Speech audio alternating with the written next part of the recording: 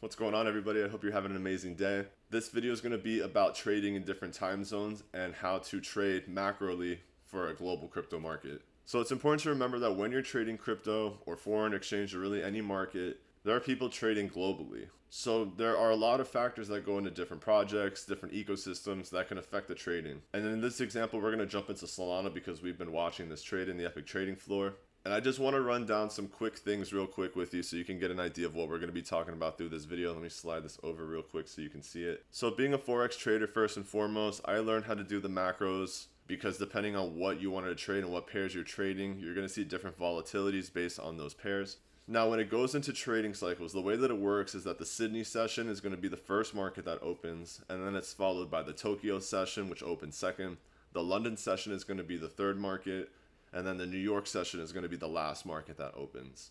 Now, these sessions do overlap in time too. So as you can see, the Sydney and Tokyo, they overlap for 8 hours. Tokyo and London overlap for 1 hour.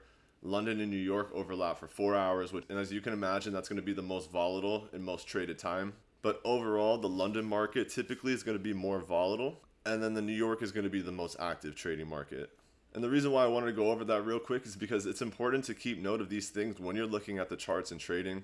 So on my trading view, if you look in this bottom right corner, I changed my time zone. I made it set so it's New York, which is my time zone. So make it whatever time zone you need it to be. I think it's normally set at UTC 0, which could be kind of confusing. So put it in your time zone. So because I am an EST, it is a little bit easier too. I get the straight opens. So for example, this 8 p.m. candle is pretty much going to be the start of the overlap between Sydney and Tokyo markets. And then you start to fade into the London market, and then you start to fade into the New York market. Now, the reason why I wanted to pick up a project like Solana is because when we were looking at this trade, it was important to remember that last night at 8 p.m. would have been the start for the Asian and Sydney markets. Now, Solana is an Australian-based cryptocurrency project. So it's only natural that because it's an Australian pair, that when there's a lot of volatility in the market, they're going to want to trade it actively. And as you can see, that was obviously a big move. It went from 184 up to 193 capped at that market.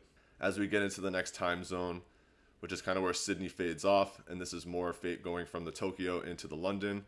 Now, what this macro style of trading will tell you is essentially where the market could go based on how the market opens originally. Now, all the markets are going to be trading off of each other. So London and New York are basically going to be trading off of what is going to be happening through the Australian markets and through the Sydney markets. And then New York will also, focus on the London market as well, take that into effect, and then play off of that price. So we see the Sydney market and the Asia market push Solana up to 192, 193. We start to see the indifference in the next 4-hour candle. And notice that we don't ever actually get any sort of price break or candle body over the highs and lows so far that were created from the Asian and Sydney markets. Now, a lot of people do use this trading strategy, especially if you see volatility in the beginning of the market, because that could signal that the rest of the markets are just going to be more reactive and you could see more sideways movement. And vice versa, if this opening candle and opening set of candles are less volatile or trending into a certain direction, you could see the London market and the US market start to impulse that or sell off to that and follow that trend. So as we watch through the rest of the day, we'll see how these candles close and how we start to close through the New York market. But as you can see, we are continuing to trade within this trend that you could have looked up here at this point at, the 191 to 193 range. And that's waiting through the night if you're based in the US, for example, to get that perfect entry. But all in all, it is a very effective strategy, and this is something that you can backtest and try across different time frames and different charts and see kind of how it reflects. I typically like to look at the 4-hour because it'll make it a little bit more clear.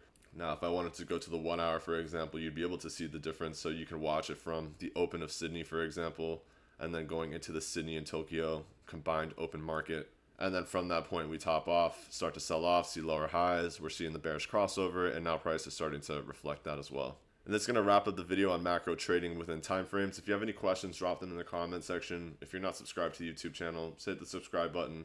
Like the video if you learned anything. I hope you have an amazing day, and I'll catch you on the next video.